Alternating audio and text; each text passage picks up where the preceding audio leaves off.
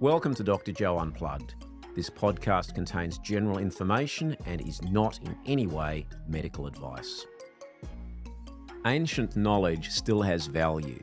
We sometimes tend to think everything of value has to be new and we can throw out that which has been around for a while. Turns out, not the case. A recent study from University of California, Los Angeles Health Services, published in the journal Translational Psychiatry, shows that Kundalini Yoga provided several benefits to the cognition, which is your ability to think and remember, and memory of women at risk of developing Alzheimer's disease.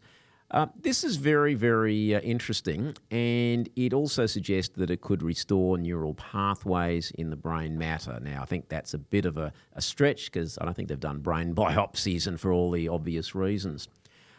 This is the latest, and I'll put the link in the down below. This is the latest in a series of studies from UCLA over 15 years investigating the comparative effects of yoga and traditional memory enhancement on those at risk of memory loss and decline.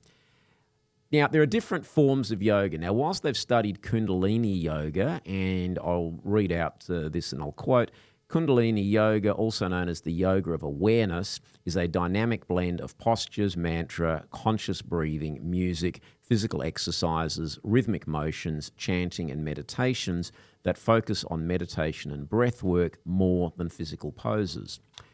Now, most forms of yoga are a combination of both. So even though they've studied Kundalini Yoga, I think it's very fair and reasonable to extrapolate and say any form of yoga which includes breath work, rhythmic movements and postures is going to have a similar effect. Maybe not identical, but similar. Now, this study involved over 60 women. Look, it's not a massive trial, but it's reasonable. It cuts the mustard, as they say.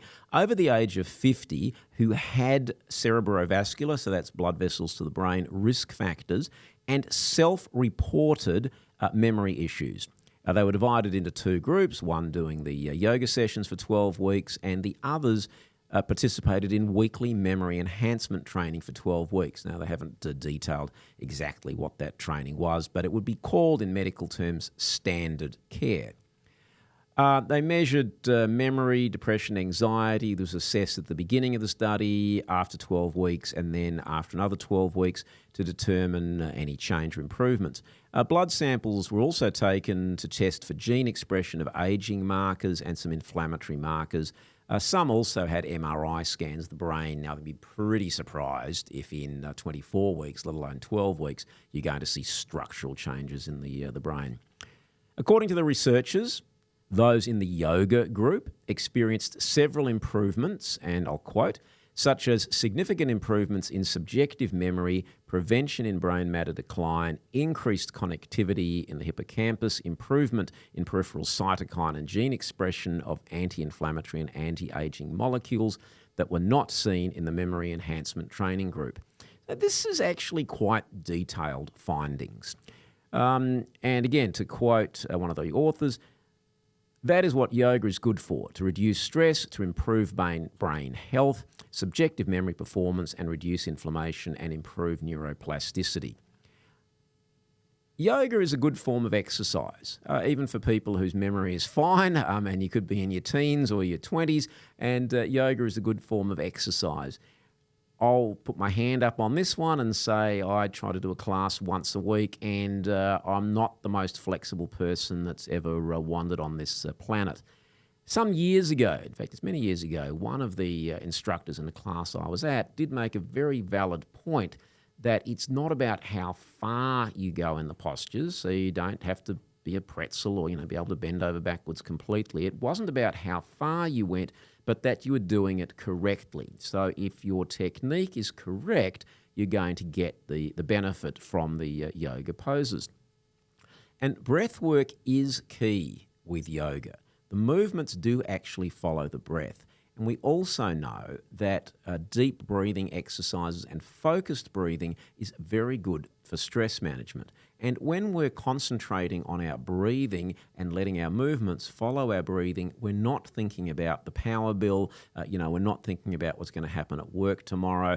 Our minds are clearer. And that is probably also part of the benefit, because we know that stress is a contributor to potential cognitive issues and memory decline. Not the only factor, certainly not the only factor, but it is a contributing factor. So there's the direct benefit from the breathing, which also slows our pulse rates down, tips us a little bit more into what's called parasympathetic mode, which is the opposite of fight or flight. So ideally, according again to the researchers, people should do both some yoga and some memory enhancement if they are at risk of memory decline. And again, this group was women over 50, but it could be men over 50 as well, because it's not just a one-size-fits-all. And previous work has shown that solving puzzles, reading about subjects you don't know very much about, doing any type of activity which causes the brain to have to make new neural pathways. So in other words, you've got all the dots in the brain, but you're connecting the dots in a different way, is beneficial for protecting our memory in much the same way that physical exercise is good for maintaining our fitness and physical health. So what is the take-home message in all of this? If you really don't like doing yoga, it's probably not a great thing to take up.